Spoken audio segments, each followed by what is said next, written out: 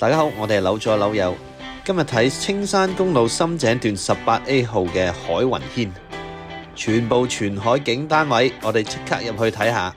今日睇嘅單位實用面積680尺，3房連1個套房。我哋望咗廚房先，廚房後邊仲有一個冷氣機或者雜物房位。跟住我哋出返去飯廳同客廳，露台客飯廳直出。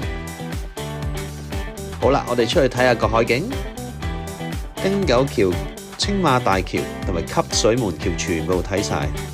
入得嚟深井梗係睇呢啲啦。好，我哋入去睇下啲房，全屋都做咗磚地，有2個洗手間，返工唔使爭。有2間房係會面向海景，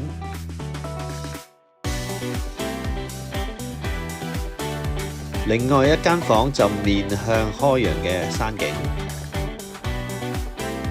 最後睇埋主人房，單位已經吉咗，如果想睇嘅話可以預約我哋。最後記得 like、share 同埋 subscribe我哋下次見啦。